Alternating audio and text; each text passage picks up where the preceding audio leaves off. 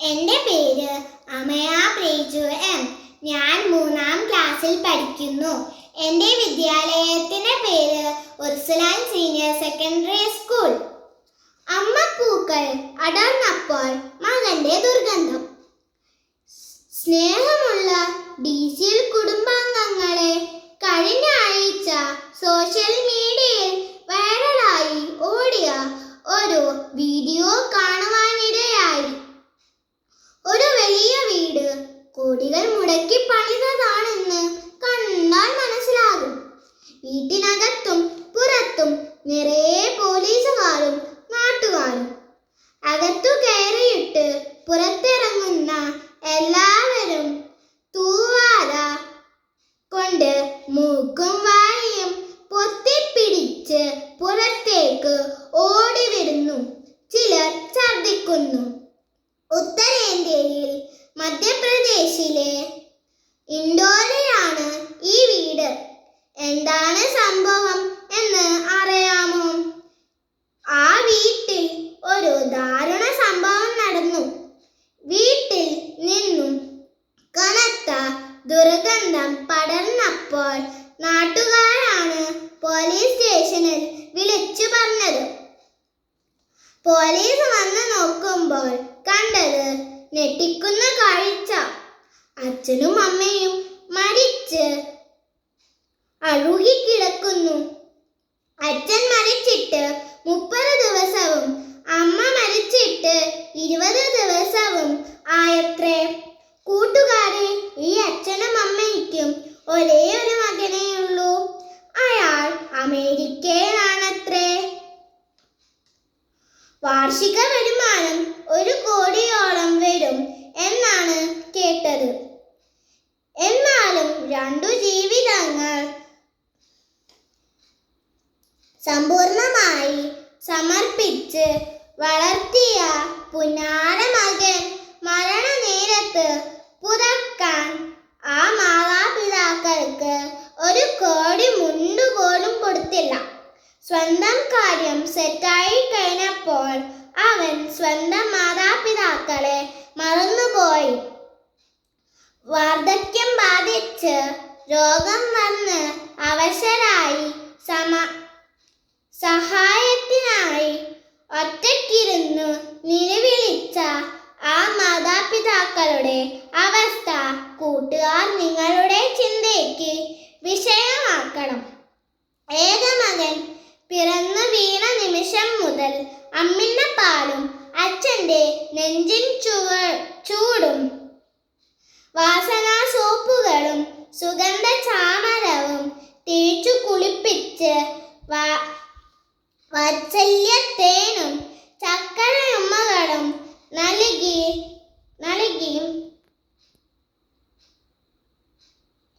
വളർത്തിയ ഓർമ്മകൾ അവരുടെ മിഴികൾ നനയിച്ചിട്ടുണ്ടാകാം.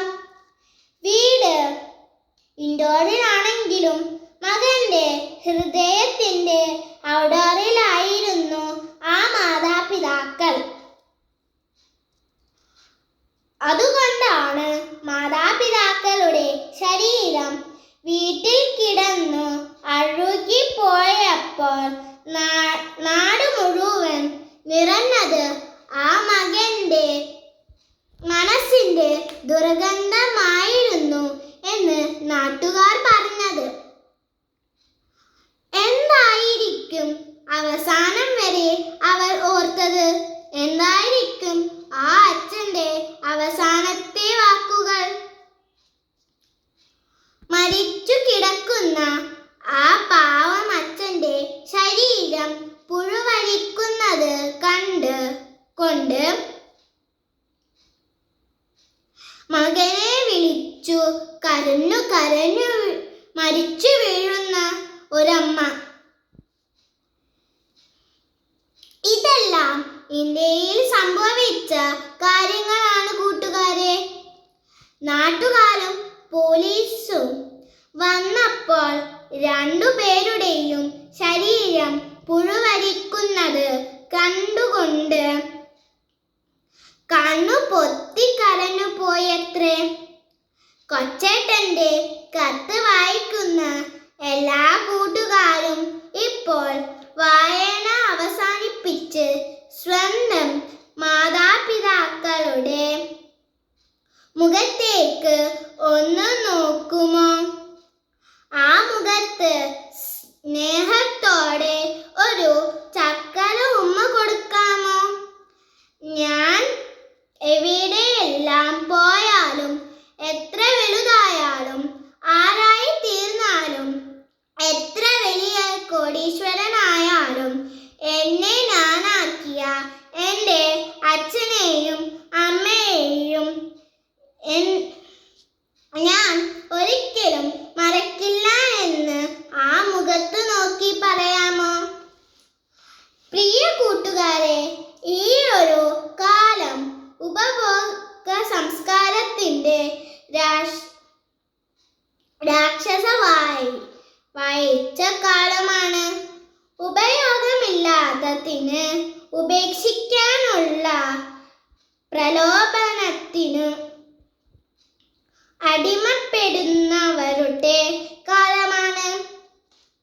അതുകൊണ്ടാണ് പല വീടുകളിലും എത്ര സ്നേഹിച്ചു വളർത്തിയ മക്കളാണെങ്കിലും മക്കൾ വലുതായി കഴിയുമ്പോൾ മാതാപിതാക്കളെ കൊണ്ട് ഇനി ഉപയോഗമില്ല എന്ന് തോന്നുന്നത്. നല്ല മക്കൾ മാതാപിതാക്കളെ മറക്കില്ല.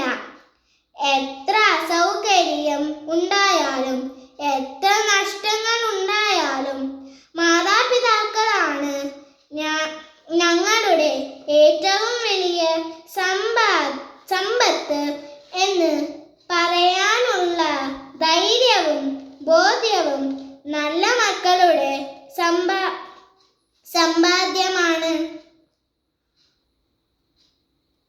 അത്തരത്തിലുള്ള സമ്പന്നരാക്കാൻ കൂട്ടുകാർക്ക് കഴിയുമ്പോൾ മാതാപിതാക്കളുടെ നന്മയുടെയും മക്കളുടെ സ്നേഹത്തിൻ്റെയും സുഗന്ധം കൊണ്ട് വീടും നാടും നിറയും. ഇങ്ങനെ നിങ്ങളുടെയും വീട്ടിലും നാട്ടിലും സ്നേഹസുഗന്ധം നിറയട്ടെ എന്ന് ആശംസിക്കുന്നു. സ്വന്തം കൊച്ചേട്ടൻ.